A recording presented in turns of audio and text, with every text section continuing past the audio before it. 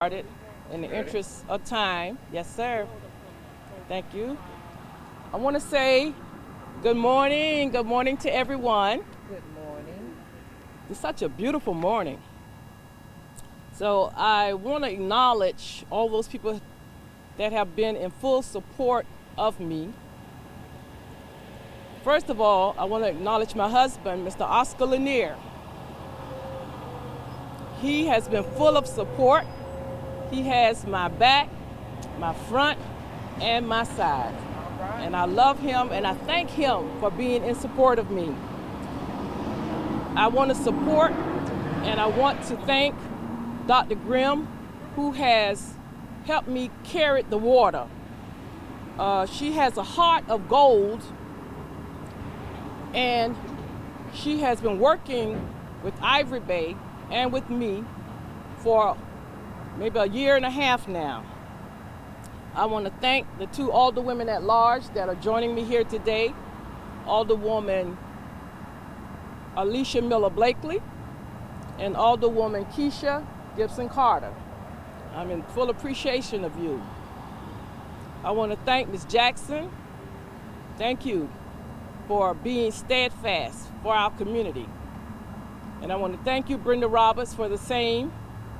All of you all who have joined us today, thank you, media. Thank you, ATR, for being that voice of the people. So these ladies, they have been sisters in the struggle. And I appreciate you all. And Julius, we both are Capricorns, strong-willed people. We're much alike, but we walk our talk. And I love you, my brother. Pastor Larry Gordon, he's a tall statue of a man. And he has been steadfast in this fight, and I have full respect for him. Councilman Barber, thank you for joining us here today. I also want to thank Michael Brown, the city manager, for refusing me the use of the city's tools.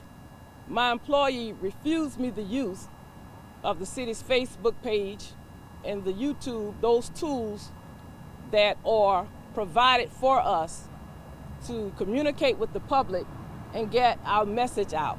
Thank you for refusing that. That was the reason I was going to do this release at City Hall. But we moved here to this spot, right here behind me, this sacred ground where we stand in this beautiful sunshine on this day. So I thank him for that, because many times with the devil mean for evil, the Lord will turn around and use it for good. Come on now. And this is such the case here this morning.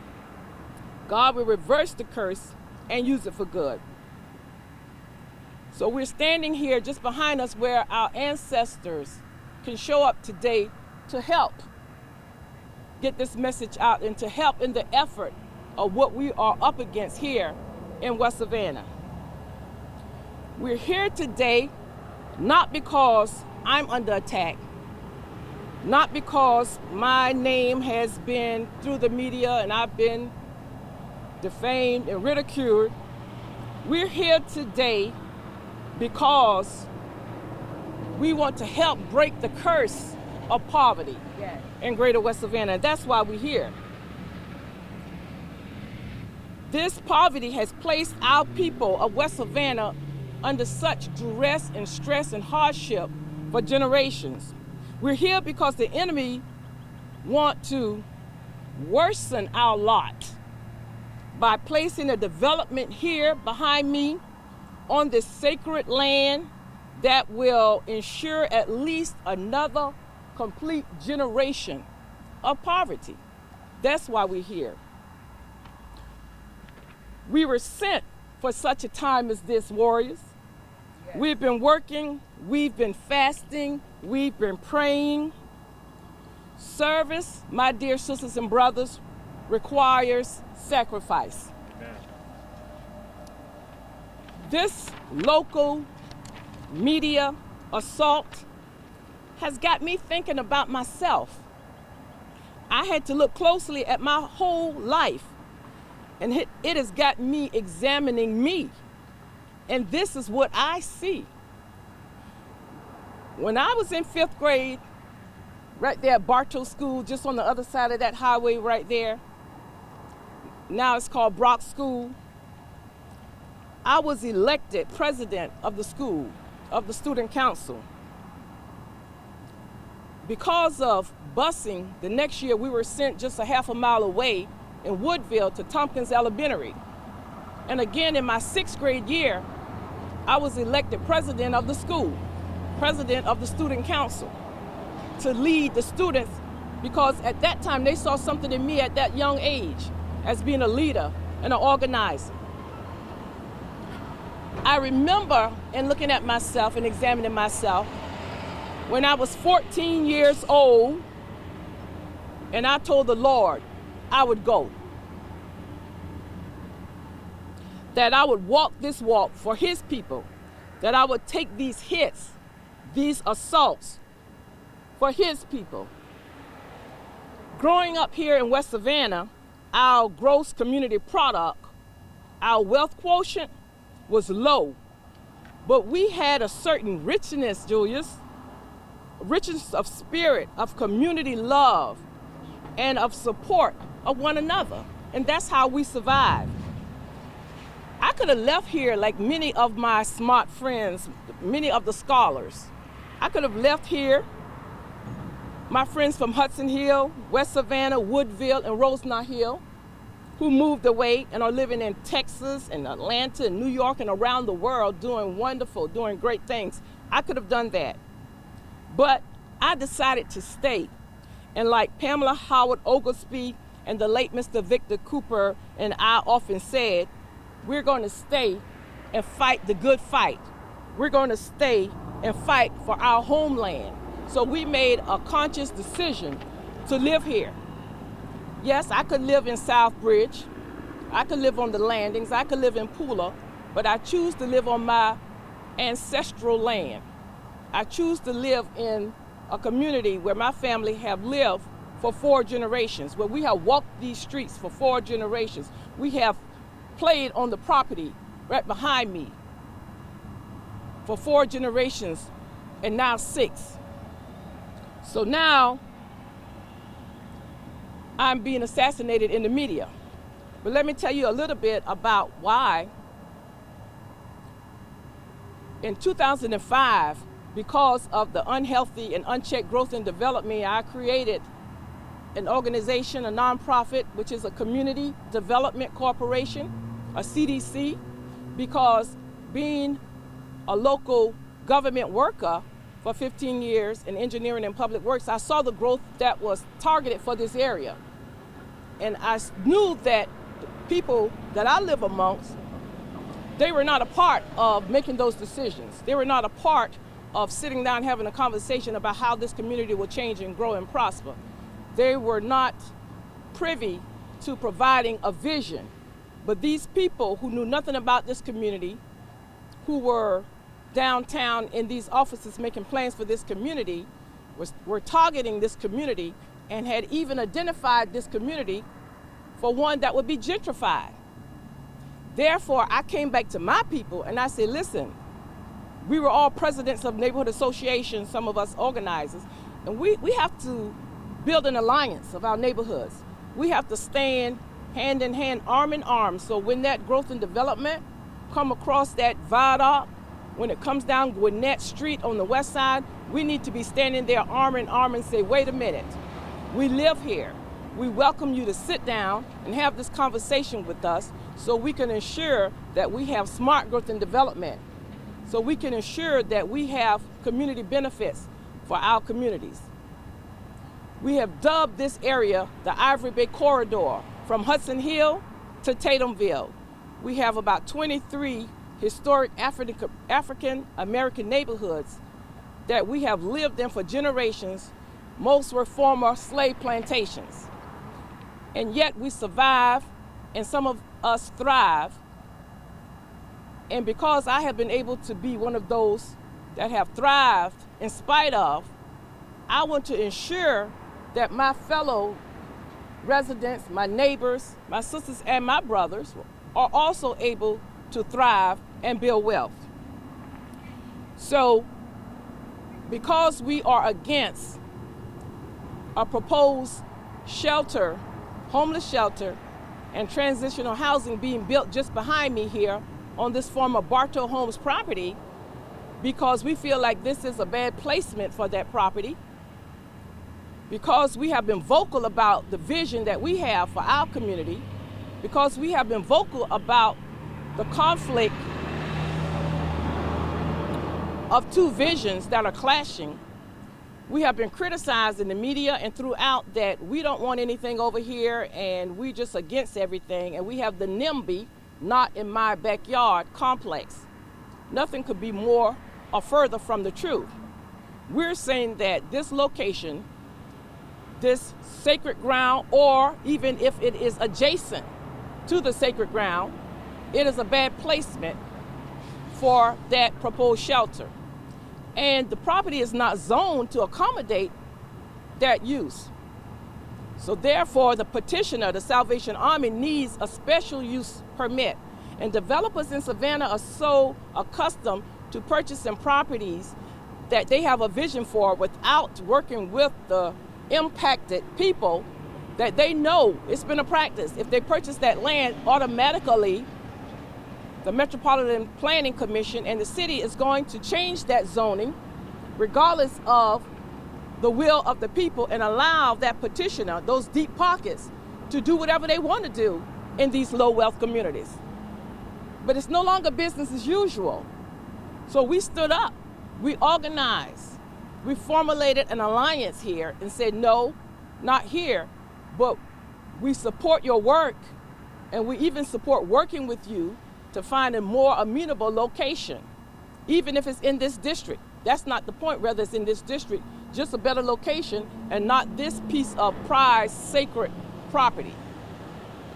So among that criticism that we didn't know what we wanted, when we had verbalized for years what we wanted, but we had nothing on paper. We had nothing concrete to show anyone that reflected what we really wanted.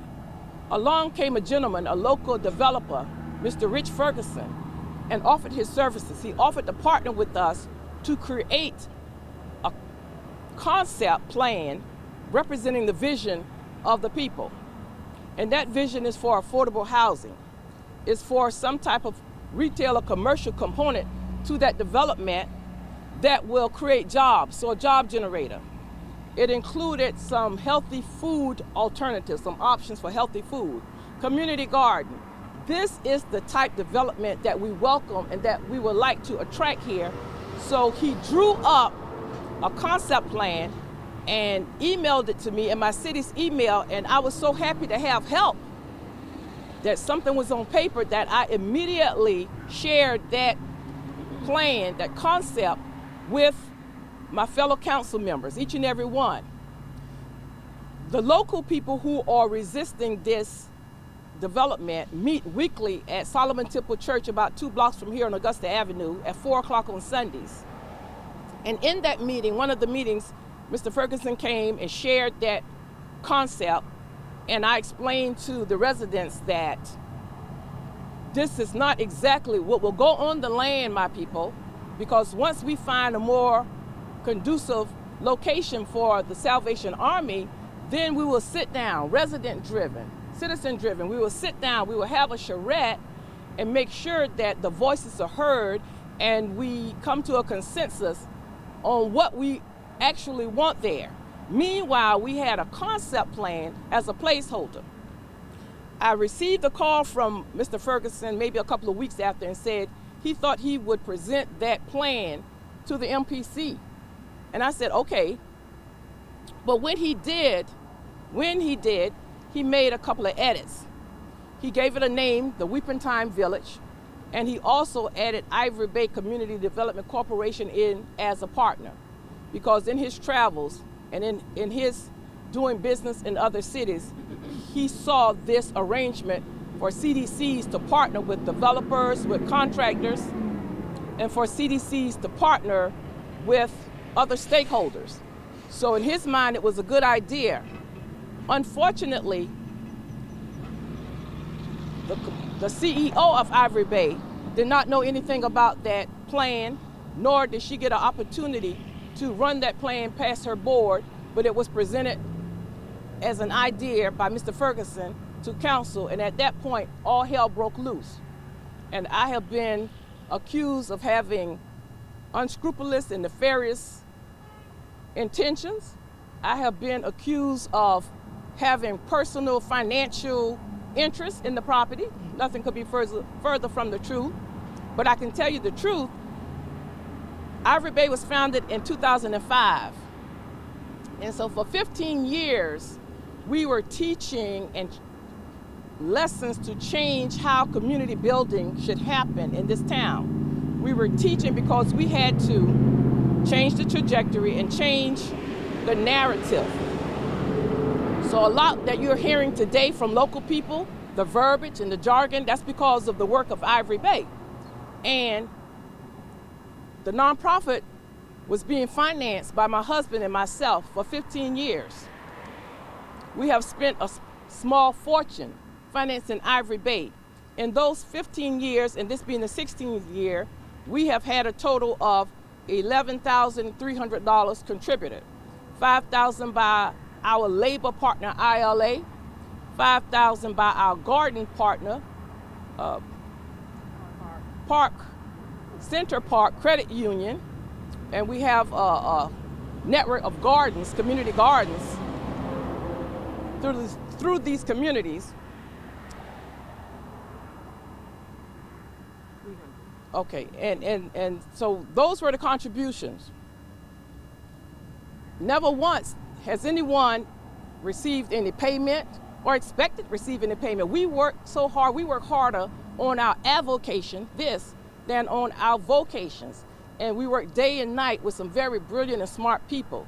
With all type of college degrees and certifications, we have studied to show ourselves approved to do this work. A CDC does not have a rectangular table for its participants, for its partners, for the stakeholders. A CDC purports a round table where everyone is equal, but the citizens are the primary stakeholders. So the work that we do is in the best interest of the residents and the citizens. Everyone has a seat at that round table. Ivory Bay is the coordinating partner to make sure that everyone has a seat, to make sure that everyone's voice is heard, and to do the administrative work. That's the job of Ivory Bay, to carry out the will of the community along with their stakeholder partners. I was sitting in the CEO seat and on the board seat for 15 years. There was a seat for our aldermen, but we could never get our aldermen to sit down in the seat to work with the people at the round table. So that seat remained empty for those 15 years. And once I became elected as the Alderwoman of this district, I took off my CEO hat and passed it to Dr. Grimm around September of 2019. I took off my board hat last year and I placed on my aldermanic hat, and I sat down in my aldermanic seat, supporting the work at City Council at the seat of the people. Last year, we lost 4 board members. 2 got elected to office. One wife's job, our finance board member, sent him to Bahrain to live for work purposes. And our late, great Brother Curtis Cooper succumbed. He passed away. So in the midst of the pandemic, in a very odd and slow and peculiar year, Ivory Bay was challenged with restructuring the board and getting ready to do this work at another level, having finally an older person who support the work. The new declaration for our state Secretary of State paperwork is due April the 1st.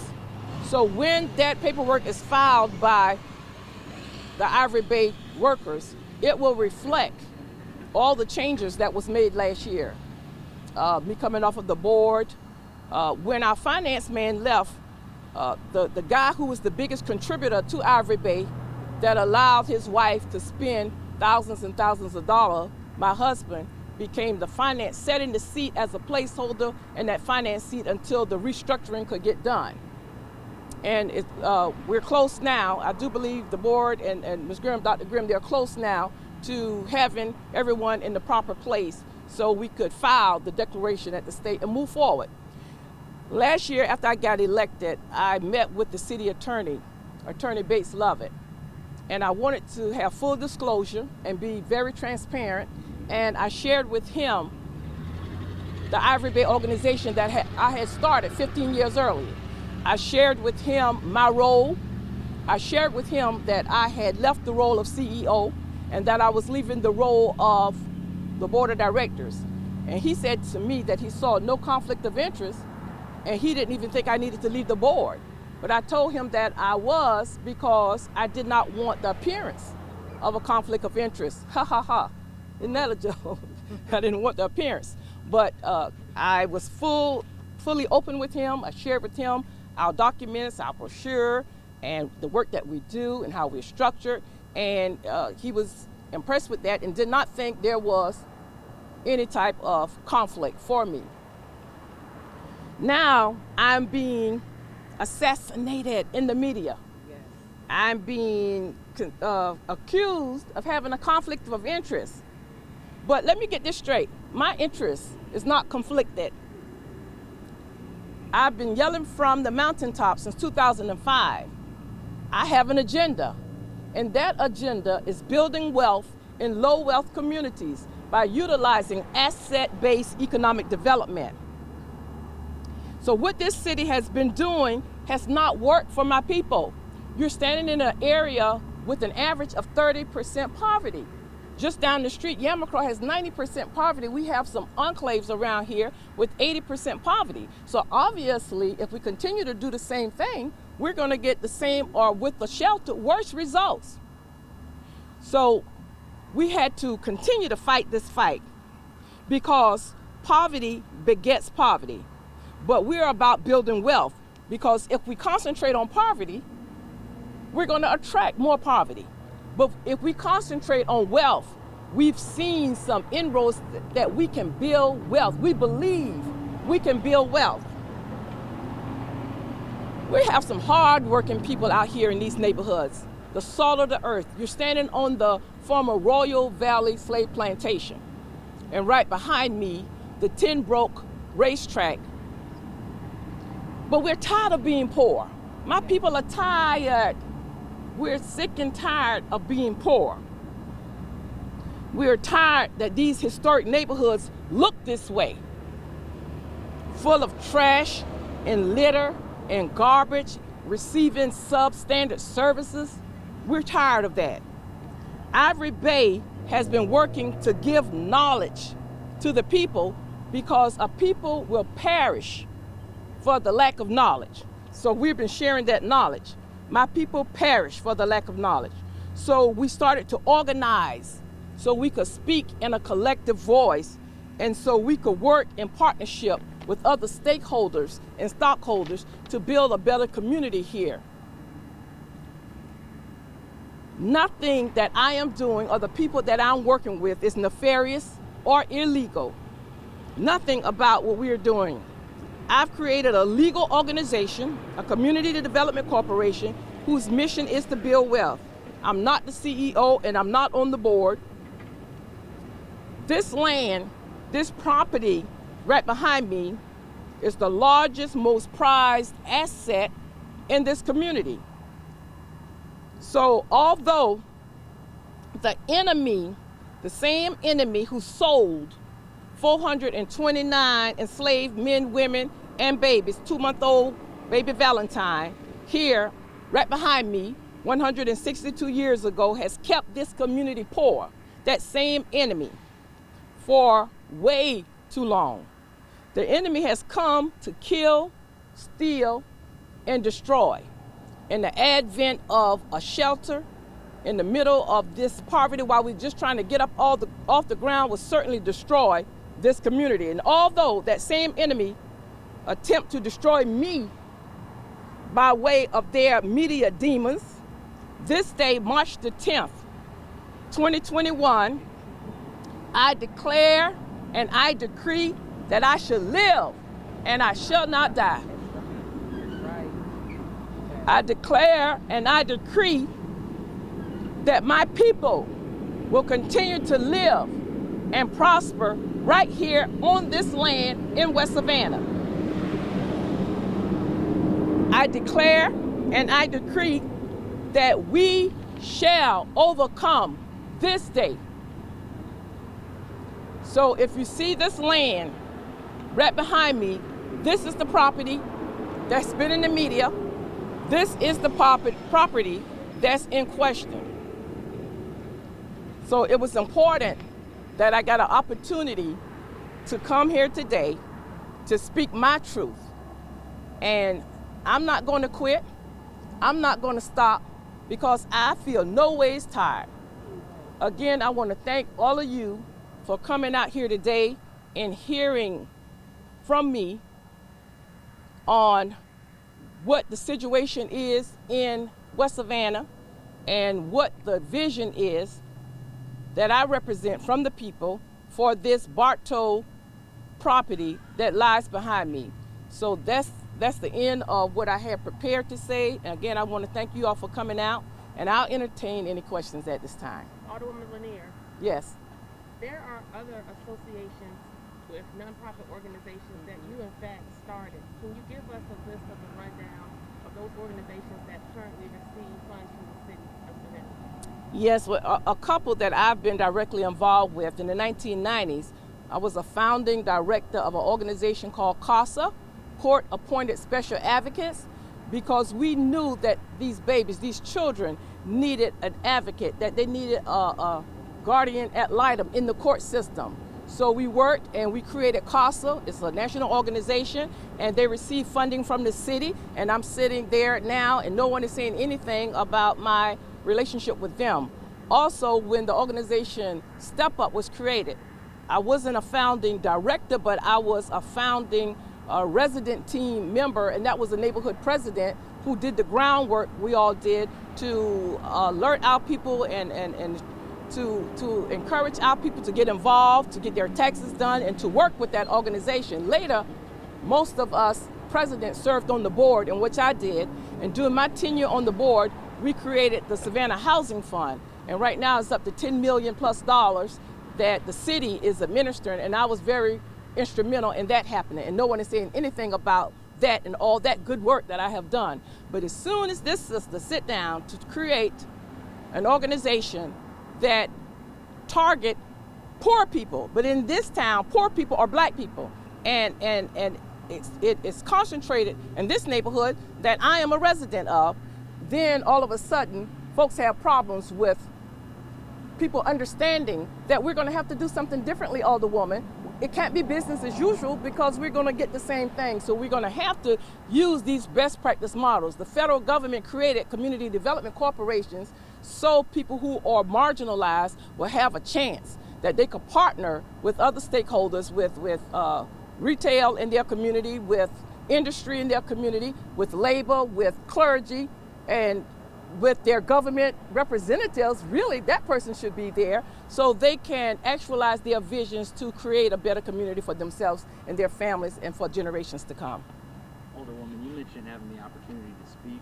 Would you mind just explaining to us what we could have done to better get in contact with you over the past week? We've reached out to you directly a number of times, and every person you mentioned besides yourself, other than your husband in this press conference here, we've reached out to try and get in touch with you. So I just want to clear that record. We had no malice in our story, and we would love to hear what we can do to better get in contact with you, because we truly believe we did everything we could, and I'll say that honestly to you. That's why I wanted to be here. Was your press conference? No, I was asking that question. Oh, okay. You did, Max. Welcome to Savannah. And I'm saying that because you're relatively new to Savannah, and I did interview with you before, and we poured our hearts out, and you asked me for some other people you could speak with, and I pointed you to Miss Pamela Howard Oglesby. She's a sage in this community, and Pastor Gordon, who is a generational leader in this community. And we poured our hearts out, and we gave you some good stuff, some of our best stuff. But when we saw it, and this has been indicative of what has happened to us in the past, Max, way before you got here, when we saw what was aired on television, it sounded nothing like what we wanted to communicate. It never represent what we are fully about, and to get cut up. And I'm sure you're probably not in the editorial room, and to get cut up, and then the propaganda machine. And I'm sorry, but that's just our truth. It never represent us. And the people that I sent you to, they were angry. I was disappointed, and we said, well, we can't continue to do the same thing and allow our words to be used against us. So we decided maybe that's not the best route. Maybe we needed to deal with the new and up and coming powerful ATR, all things relative, with Mr. Hall, because we knew then that our message would get out, that we could own our message and craft our own message and get our truth out. And that's the reason, Max. May I ask you, what in that initial report, so we're talking about two different ones, one where you allowed me the time to interview you. We were back here, yes. yes. Yes, ma'am. What in that report was unfactual or slanted? I can't sit here and tell you verbatim, but that was our take on it, that when we heard it and then you interviewed the other side, it wasn't favorable to our cause, and it's no reflection on you showing up and asking good questions and taking back your footage. There's no reflection on that, but this is a part of the systemic and structural racism that we face here in Savannah. The media has not been our friend. In cases like this, when it's someone like me who want to build something for wealth for Black people, it just doesn't work for us. Alderwoman Lanier, so what brings us to here today is essentially the breaking news story from WTOC that led with the fact that you had some nefarious dealings with becoming a financial benefactor of whatever development deal. In fact, the attorney for the Salvation Army, Mr. McCorkle, has asked you to recuse yourself in voting for the item that is intended to be on our agenda on Thursday. That essentially is why we're here. Can you speak to the notion of Mr. McCorkle wanting you to recuse yourself, and no one has ever asked you to recuse yourself in any of those other votes you have been a part of in allocating resources to Step Up, CASA, and some of the other organizations like NIA you've been a part of? Yes. I was asked that by the Salvation Army attorney to recuse myself from the vote. And just like he asked me, I didn't even count all the calls I've had from my constituents telling me I better represent them and vote their conviction, which is to not allow the special use permit. Last year, we found out about the Weeping Time property and its historical meaning in 2008, when we had an opportunity to document our history here through a book writing project with the city.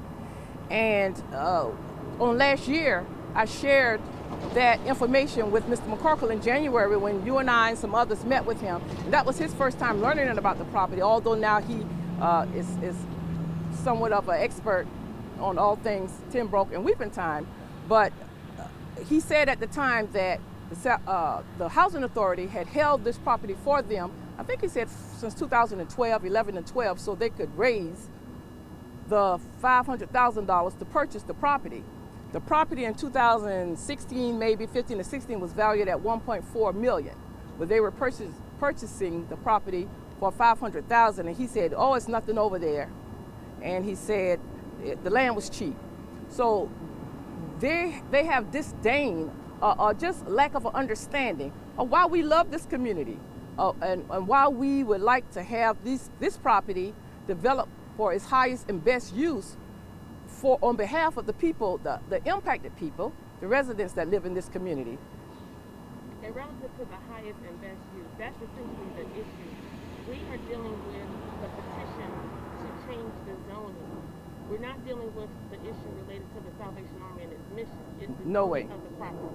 Absolutely, and that needs to be clear. We do have homeless individuals. Every community in the United States, I'm sure at some point, have someone who falls on their luck or whatever, or homeless or roofless. And this community has always answered the charge.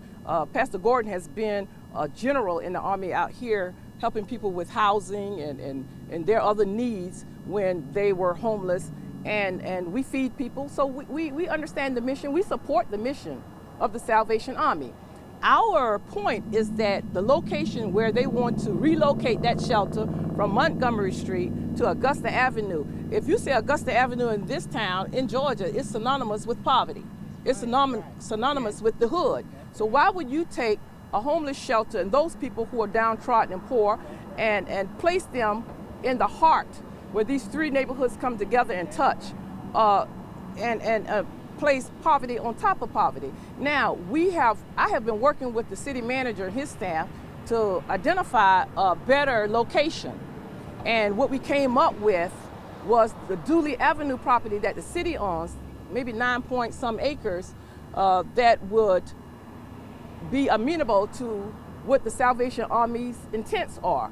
I was told by the city manager and council was told that property probably will require some mitigation because it sits low and the back of it abuts the Ogeechee Canal. So it may take some raising up, in which that's typical in construction and engineering to mitigate and raise property. But he said to a tune of maybe 1 to 2 million.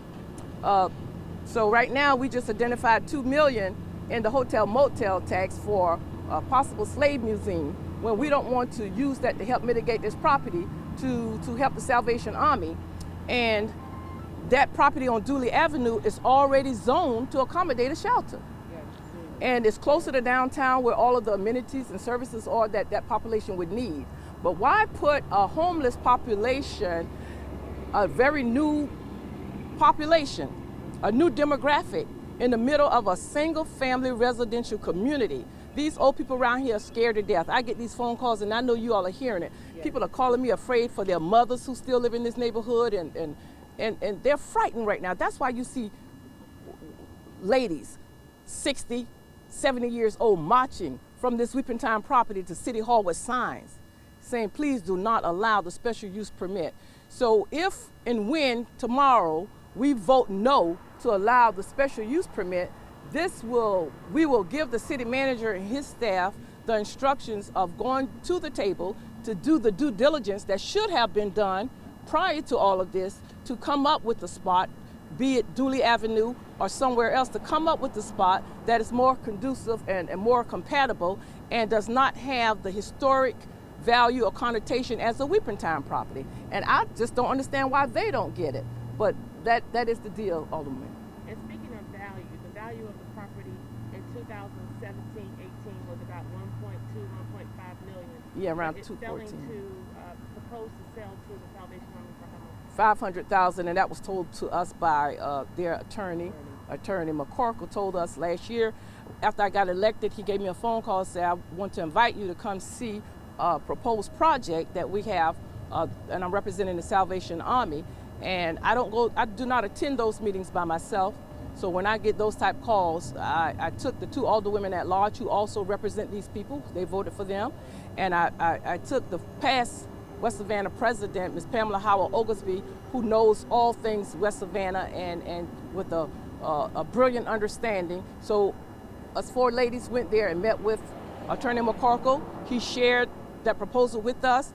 And at that time, we voiced to him our reservations about that project, and that's when he told us they were purchasing it for $500,000, and that the housing authority who owns the property had been holding the property for the Salvation Army board, so they could raise the funds in order to purchase the property. And so the consistent theme is the value. I don't know much about real estate, but if less than 3 short years ago, property is valued at almost 1.2, 1.5 million, and today, at the height of the real estate market, you sell the property for 500,000. That's a continuation of devaluation. And look at it. Look at that beautiful spread over there. So something's in the milk not clean, and if there's something nefarious going on, it's not right here. So as you all continue to investigate, look at that deal. Look closely at it. I have written people around the United States. I've written to HUD, and they wrote back through Buddy Carter's office and said that they relinquished ownership of the property in 2017. And right now, I believe the housing authority is still on. I don't know. That's a strange deal. I keep hearing all these different things. So it may be a story for you right there. WTOC. That's a story for you right there. Alderwoman, just so that our viewers understand, to clear the record here on your behalf, you you have no financial ties to Ivory Bay, and if Ivory Bay were to build something on this property, you would not benefit from it in any way. That's absolutely right what you said. I have no financial interest in Ivory Bay other than giving financing the organization, my husband and I, to the sum of a small fortune for us for 15 years. We've never made a dime off of Ivory Bay. We never expected to. The intent was just like I did with CASA, and just like my relationship with Step Up, is to build this organization up, teach the community about it, make sure that our I's are dotted and our T's are crossed so it could gain its own legs and run on and build that wealth in this low wealth community. And that's the true intent. And my husband and I are we're financially comfortable. And like my dad used to say, we both are longshore people. And like my dad used to say, they're coming, I'm going. So the young people who are coming have a very strong foundation in Ivory Bay to come and work and to come and build and to come and get that help that they need that they could never get from the city of Savannah to build up this community and to build wealth. And when all of that is happening in the next couple of years, I'll probably be in town 6 months out the year and probably in Africa on my beachfront chalet for 6 months out the year because I can't wait to go back. But that's our plan. But no, we're not doing this for financial gain. So, you know, I know no other husband probably could have dealt with me and given away money like that. And we've never been hungry. So that's what we do. And it's a calling. It's a calling when you do this type work. And like I said, you know, you have to, when you sign up to do this type work and when you go hard for your people, you got to expect to get this kind of ridicule, expect for them to want to bring charges of ethics and that violations. And they could look further because now on council about maybe 4 or 5 months ago, I have to look at my documents,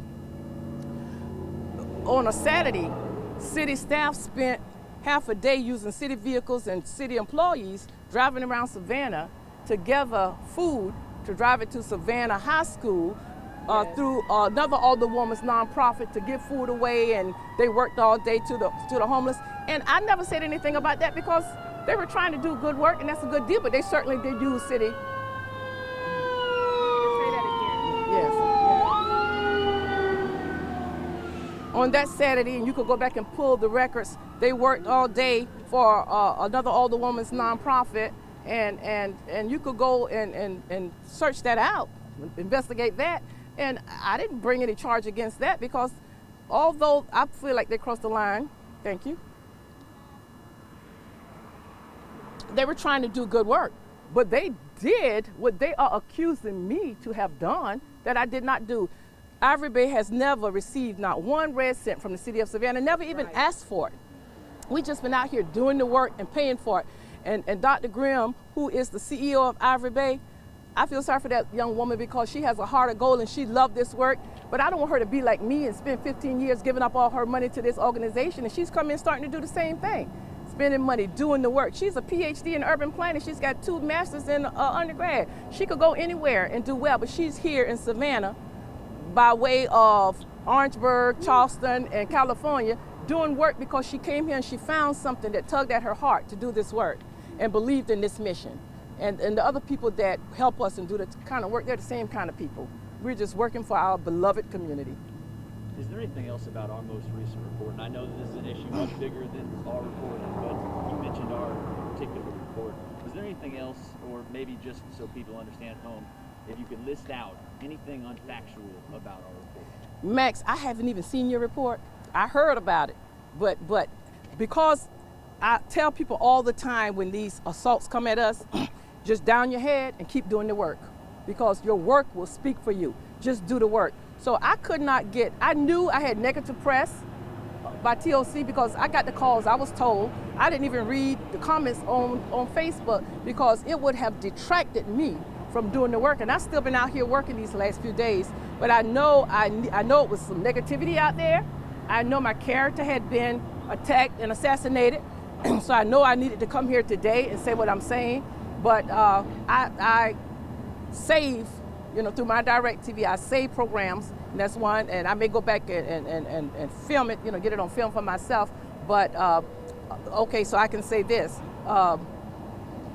there are conflicts of interest and there are appearances of impropriety. And because of the news reports and all of this negativity that has gone out, there's a definite appearance of impropriety, but I'm here to say there is none. There is no nefarious intents or actions. I have never received any money from Ivory Bay. I don't intend to receive any money. Ivory Bay did not even petition to be a partner on the deal. That's right. Because the brother who came along to help us thought it was a good idea, and he inserted Ivory Bay's name. So it doesn't have to be Ivory Bay to do that type of development. It could be any developer who come in and partner with the people, and I would be happy and Ivory Bay would be happy. And Ivory Bay will continue to do the work such as starting a Afrocentric preschool and daycare, such as we had an idea and a concept to do an Ivory Bay marketplace, a community market. And we know we didn't have the funding to do that back in 2008. And so I was the first initial member of the Arena Committee under Rochelle Small-Toney. And through the years of being on the Arena Committee and fighting that fight to make sure that we had a public investment that would draw private investment, through those years, we fought to get our community market concept into the Canal District plan. And we got so much pushback from the city staff at that time. Oh, they would push us back. They weren't hearing us. And we know we needed that community market / entrepreneur center, because that would be an economic engine that would help us build the wealth. And they were not hearing us. But this planner came from Atlanta who was doing the plan for the Canal District. He heard us. Victor Cooper and myself went to City Hall to advocate for that, put the community market in the Canal District plan, and our alderman at the time, Alderman Johnson, who is now the mayor, had security escort us out the building. Sure did. And we were on the front porch of City Hall doing a video because we didn't know why neighborhood presidents and neighborhood advocates got asked to leave the meeting. And we went there to advocate for the community market. Then there was a meeting at the Civic Center, and Ms. Oglesby and Ms. Sanders, who came up over there, and a whole host of other residents. They weren't hearing us. So when people don't hear voiceless people, they have to take other actions. They have to march. They have to picket. They have to write letters. They have to do all these things to be heard by representation. So after we picketed inside the Civic Center in that meeting, we walked around with signs inside this meeting with all these highfalutin, you know, I'm Geechee now, I'm Gullah Geechee. All these highfalutin people were in the meeting, and we were up there with our signs marching around. The next day I got a call, what do you all want? What do you all want? And we met with the planning team, excuse me, from Atlanta, and they inserted the Community Market Entrepreneur Center into the Canal District plan, and that concept and that vision will be instituted at the Waterworks building. Although now they're still trying to push us away, and the people need this, so we could build this wealth. The intent of the arena is to place an investment in an area, a community that had been underinvested in forever, for generations. Yes. Alderwoman, do you think that the appearance of there being something improper in what you're doing is because there's a new type of leader now, that you all are advocating for the people, when our past elected officials always sold us out, and always all they ever did was go there to vote? They never studied, they never did anything that was beneficial for the community unless they were given a handout. I see that there's a different type of leader now. You, Alicia Blake, and Keisha Gibson Carter, Stella Shabazz, Dr. Tanya Howell Hall, Jay Jones. There are different type of leaders now that we're bringing up that advocates for the people. So what do you think that the media is just getting it wrong? Well, if you look at the results of the last election, that will answer the question. When you get 7 new alder people out of 9, and that's a mandate, the constituency, the citizens were clearly saying, we are not happy with what has been going on and the representation we have had. So therefore, they sent who they thought were a whole new council that was going to be more citizen-driven, citizen-centric, that was going to place the citizens back in the top box of the organizational chart after Hernandez knocked us down. So they were and you got a new council. And with that new council, you got a new kind of leader. You got people with different disciplines and social services who understand the downtrodden and have a heartbeat for homelessness, for people who understand national action, have stand up for people like myself who has training and education in political science and public administration and certified as a Georgia Economic Developer, certified government manager, analyst. So we come with tools differently, and we come from those downtrodden areas, some of us, that we could speak for the people. When the elders used to say, we speak for we, and then we speaking for we, so we are conducting business differently because we know that it's insanity to do the same things expecting different results. So we're going to have to institute a new way of doing community building, such as CDCs and any other community development entities. And this is it's working in other cities, but Savannah has not embraced those best practice. They want to do the same thing, and you'll see that tomorrow in the pre-council meeting when we're talking about poverty. You'll see city staff trying to push the same narrative. You'll see them trying to do the same thing we've always done. You'll see them financing organizations that haven't moved poverty or can't move poverty. But in Savannah, you have generational organizations, and you have structural racism, and you have biased policies, and they want to continue with this. So if we go back 10 years, and when you see this tomorrow, please pay close attention, because if we continue to do that same things, we're going to get the same results, and we're saying no more. Should this fight be yours, or should there be other leaders, our state reps, our state senator, our county commissioners? Should they be here with you fighting for the people? Definitely should be here. They should be voicing their opinions on this issue, because so goes West Savannah, so goes the rest of Savannah. And black people, if that shelter comes here, that's another generation of poverty, and this community won't stand a chance. All the good work we've done in the last 15 years is all for naught, because now we're going to be hit with something that is so devastating that it will be definitely hard for us to recover from. We have some transitional houses in the community, Cummins Street, Newcastle Street, throughout, but they're individual houses, and we could absorb that impact. But we can hardly absorb the impact of a shelter, and this shelter does not bring benefits for this community.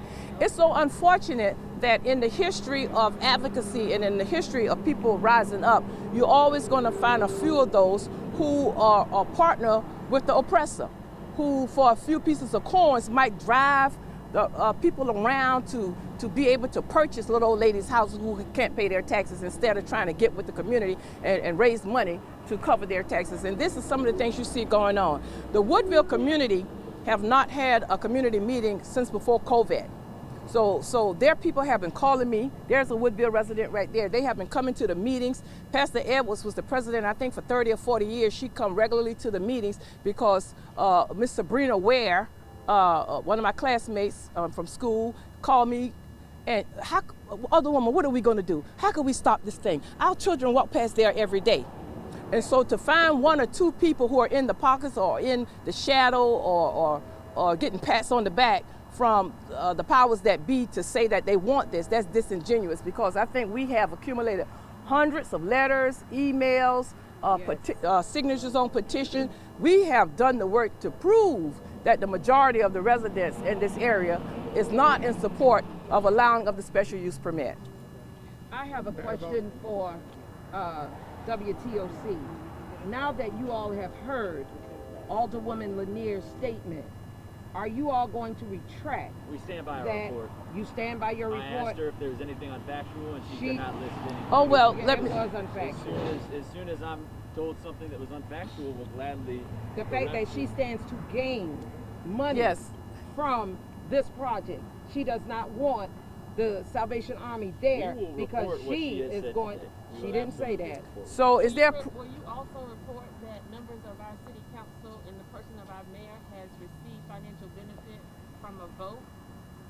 Rockingham Farms, We will gladly look into this. Farms? please But- do. so- Y'all know that already. Why is it so much of the focus for a breaking news story to be about this woman who is fighting and advocating for her community, the community that sent her to City Hall? Alderwoman, But it respectfully. wasn't a breaking news story when you had that huge debacle with the CARES Act fund. Yes. What was most beneficial? That was for the city before that I year? was even here. But what I will say But to all you, your other fellow colleagues was there.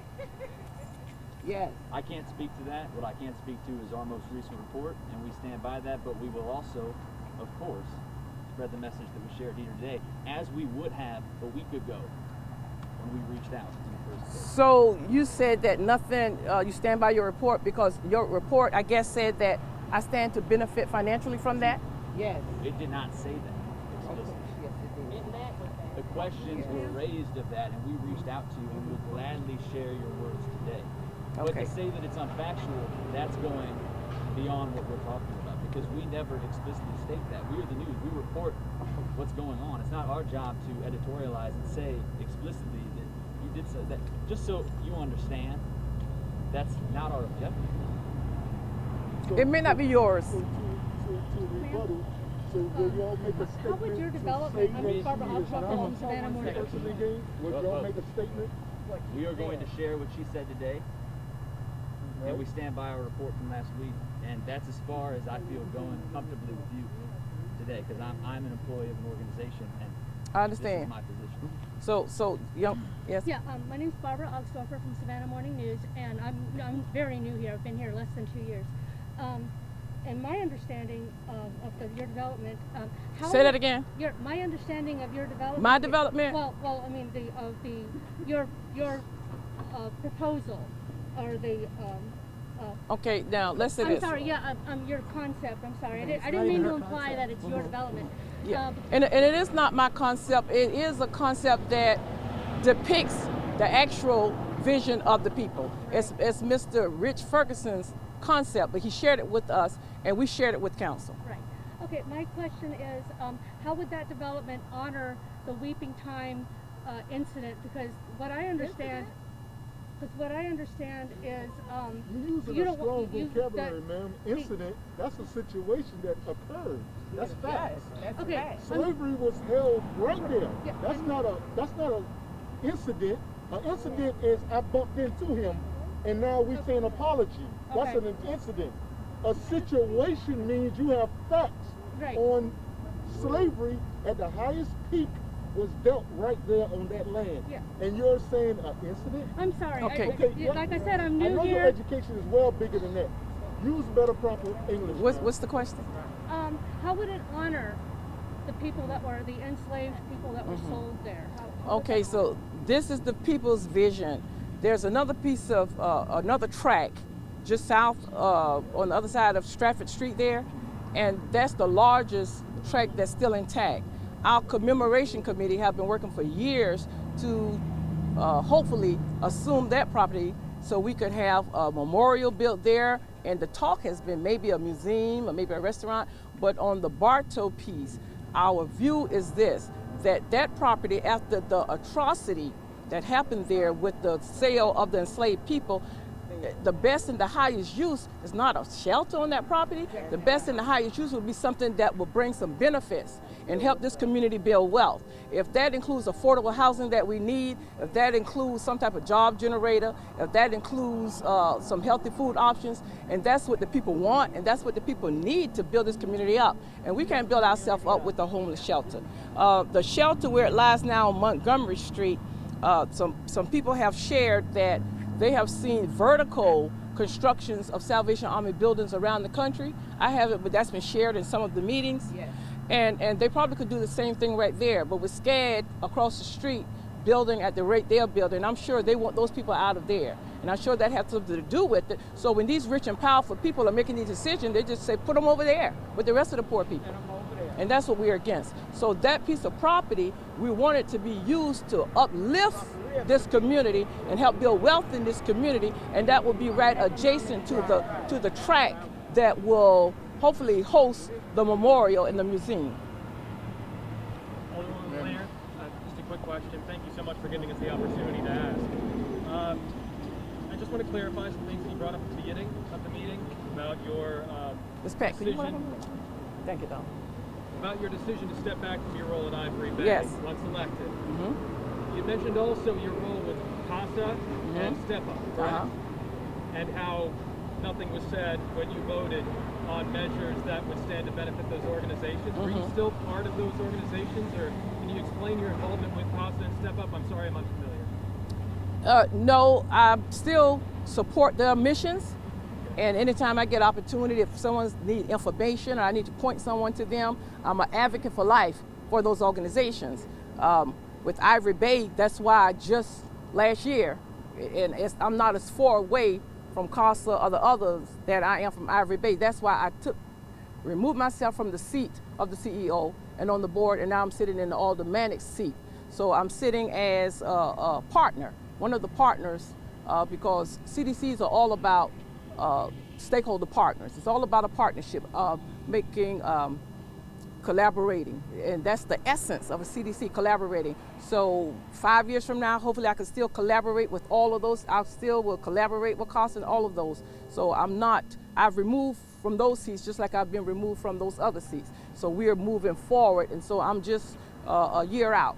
So you have been removed from your, I guess, was it an appointed role or an advisory role, a decision-making role with CASA and Step Up that you were involved Yes, with? oh yes, I'm no longer on the boards or on any type of documents with those organizations, just an advocate like I am for Ivory Bay. And you voluntarily removed yourself, correct? Absolutely. Because he's trying to make it seem like you was removed.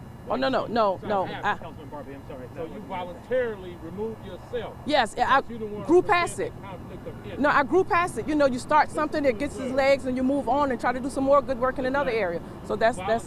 Yes. Amen. Madam Alderwoman, Yes. as a member of the citizens in this area, we sent you to the city hall for a purpose. Yes, sir.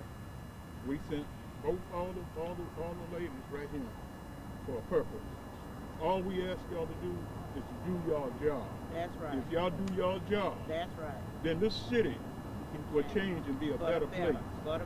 They get rid of some of the roaches that's in the kitchen. For all. So if we do your job, we just ask y'all to do your job, That's right. and I guarantee you, Right. the change will come. I appreciate that. I appreciate that, Brother Irvin. And Alderwoman, just to clarify, your role was founder of CASA. Your role, A founding director. a founding director of CASA, and you were also a founder of Ivory Bay. Yes. Essentially in the same capacity. Now, sitting on boards in our city right now, would you agree that there are alderpersons currently within our administration on boards of organizations that receive funds from the city of Savannah? Oh, absolutely. Thank you. Yes. Alderwoman Lanier, Yes. Can you address your business interests prior to Ivory Bay and the thought of it being a residential contractor or developer? The accusation, please. Oh, yes. I think I was accused of, I had a former business, NSB Management. I was a consultant for small business and marketing. I wrote business plans. I helped people set up their businesses. I traveled the United States conducting and putting on, working with celebrities and doing events for Black Entertainment Television. So that's what I did those 10 years of NSB Management. It had no type of real estate connection at all. It was all about small business and marketing. And I was also, during that time, I received a contract from the city of Savannah to write the curriculum for the Entrepreneur Center when I was in NSB Management. So that's another job that I had during that time. And it just wasn't, it was not a real estate company at all. So that if you see that, that's a lie. So that's one of the things that was said at WTOC, that she stands to gain from her business. And when I became a longshorewoman, and then I no longer conducted that NSB Management business. Exactly. It didn't have to. That was during the downturn of 07, 08, 09. Well, thank you all again for coming out. I appreciate you all. And let's just continue to do this work. There's another gentleman from Woodville, a senior over there. Thank you, sir, for coming out. I feel you. Someone suggested that I tell WTOC to go to Garden City. They're doing a There's a situation where the city manager's wife is in a contract for over $1 million. And they say y'all need to check into that. They already know about it, they just didn't do anything about it. They might know already. Right. If not, it's Say that one more time. It's worth looking into. Hardin City, Yes. city manager's wife Okay. is in a contract with the city for over $1 million. That's what one of our I think that would be worthy of some breaking news. that's what one of our viewers said. Sad. The records have even disappeared. They won't even find nothing. Wow. We got an uptick of people dying with strokes right here in this corridor. We got longshoremen falling dead with COVID and their immediate family members. These are all stories need to be explored. The people in this area can't sleep at night because now that the port has containers right down the street on Lathrop, it's clinking and clanking and RTGs going beep, beep, beep, beep all night long. And this was a quiet, lovable, tree-filled community. The trees have gone away, the industry is coming in, and now people are falling dead with strokes at an alarming rate. So these are stories. Let me say this right here. Hold on one second. Gary Monroe said Alicia Miller Blakely challenged them to investigate the conflict of interest in Garden City, where the city is in a more than a $500,000, I stand corrected, a $500,000 contract with a company where the city manager's wife is the VP, Clearwater Solutions to be exact. Something y'all might want to check out. I don't know. I'm just repeating what has been said. So I just encourage all of you community people, let's just keep doing the work. We'll put our heads down. I'm going to represent the people. I'm going to keep doing this work, and we'll just keep it moving. Yes. And we want to Patrick, thank all you for viewers your and work, listeners and thank you. to support and watch ATR News for the latest, the greatest, and the most accurate and factual news accounts, particularly those related to our municipal government. Exactly. Also, if you're watching these lives right now, make sure if you do not live in West Savannah that you pick up the phone. Pick up the phone and call your elected officials and tell them to vote no for the zoning change for the Weeping Time property. An email would be great. An email, and make sure that you send it to the city clerk. Yes. The greatest enemy of direction is distraction. This whole scenario and situation has been a complete distraction. Alderwoman Lanier, we regret that you have had to stand here before the people, before the public, before the community, and justify why you are advocating and serving as an activist for your people. Continue to be unapologetically you. We want to continuously focus on the fact that we are supporting the highest and best use of this property. Yes. The Bartow Homes property, popularly known as the Weeping Time property. I do want to mention that we have residents out here today from West Savannah, from Woodville, and from Hudson Hill. And I thank you all residents. I thank you for your support. And you know I'm going to always be working and fighting for our best interests in our community. Thank you all. Thank you, media.